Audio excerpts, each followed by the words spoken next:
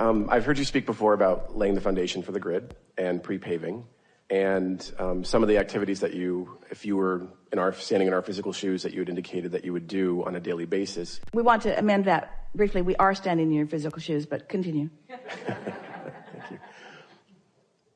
Thank you.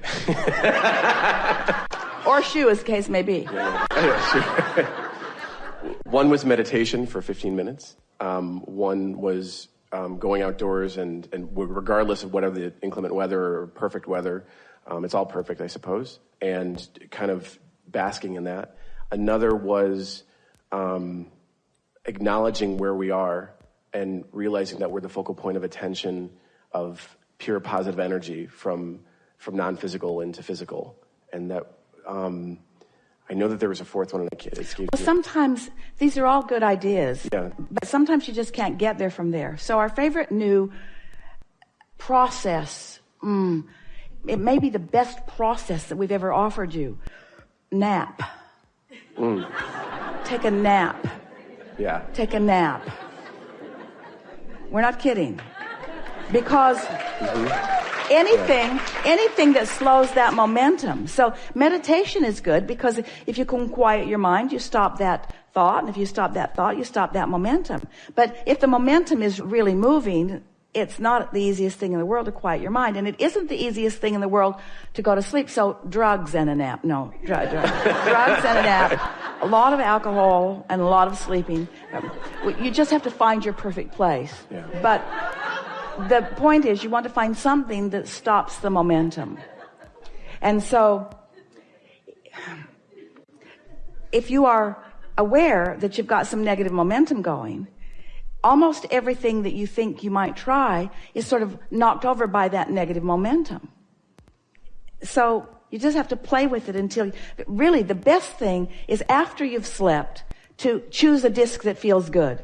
That's really the best way of going about this. And the rest of the time, when you have negative momentum going, just sort of go with it. Don't try to fight it, because fighting it just makes it worse. It's a really interesting thing when you discover yourself in frustration. But then when you get mad at yourself for being frustrated, now you've added momentum to that. When you start beating up on yourself, when you discover that you're in a negative momentum or that you've got negative emotion going on, and then you decide to be hard on yourself about it, that just makes things worse. So choose the high-flying disc first thing in the morning and laugh about it every time you find yourself slipping from it. And be easy on yourself as best you can. When you are in a good feeling emotion, that's when you want to affirm things. That's when you want to get the affirmation cards. That's when you want to call the people that you care about. When you are feeling really good, that's when you want to increase the momentum. That's when you want to make lists of positive aspects. That's when you want to get on rampages of appreciation. And it really is about practicing vibration. So you want to practice it when it feels good and not practice it when it feels bad. You want to continue to speak when you feel good. You want to sort of get silent when you don't feel good. You want to do everything you can to increase the momentum when you feel good and everything you can to slow it down when you feel bad. And so that's why we're saying sometimes just taking a nap. Or even if when you wake up in the morning it's easy for you to choose that disc, then even before you get into a place of negative momentum, take a nap. On your 15-minute break in the morning, close your eyes and try to sleep a little. And when you regain consciousness from that slumber, then pick that high-flying disc. Just keep picking it and picking it and picking it and picking it. And what you will begin to discover is it's easier and easier and easier to pick it. And it's less likely that the other things will begin happening. Until in time, so much of that other will have petered out. You will have laid new pipes on subject after subject. You will lay new pipes in this friendship. You will lay new pipes with this friendship. You will lay new pipes on that subject. You will establish a different vibration on all of those subjects that you have clogged pipes going on until it will just be easy for you. Don't you know people like that who always seem to be steady in their vibration no matter what? They don't seem to dip in terms of the conversation. Esther had an experience the other day. Since the Cancun experience where we first started talking about choosing the disc, she's been doing a very good job of choosing the disc and staying there through much of the day. But as with all of you, there are people and there are experiences and there are subjects where you've got some momentum going. And if you find yourself focused upon one of those subjects where you haven't yet laid new pipes, then you're going to jump on a disc right where you last left it. Have you heard us say that before? Your vibration is where you last left it on every subject.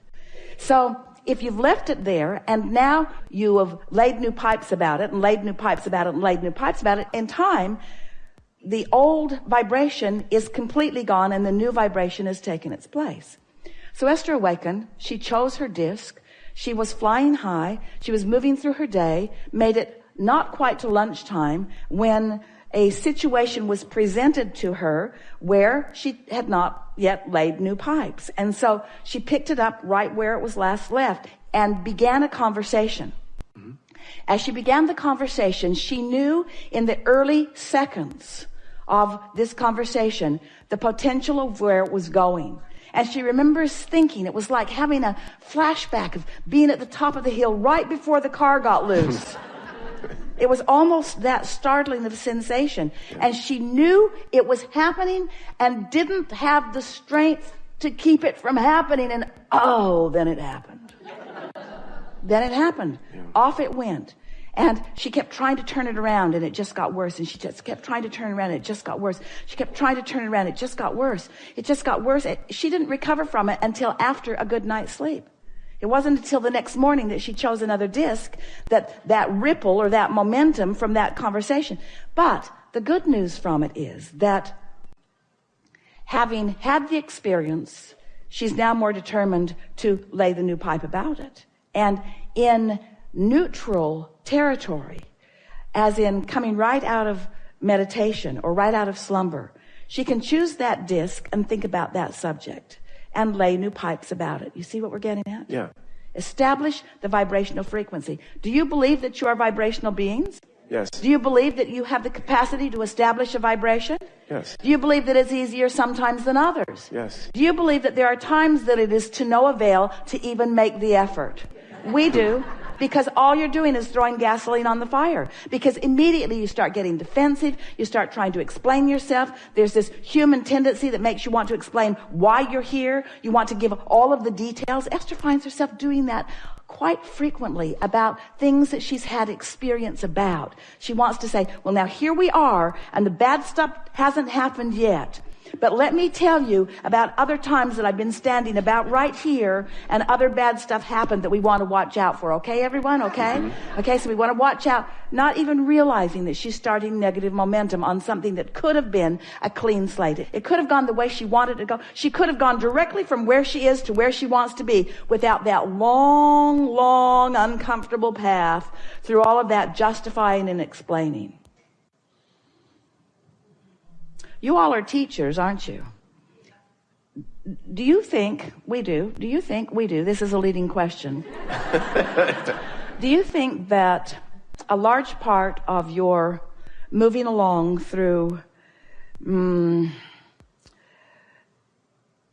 unnecessary, potentially momentum building in the direction of something you don't want experience, do you think a lot of it comes from a need to explain your perspective to someone else who doesn't get it?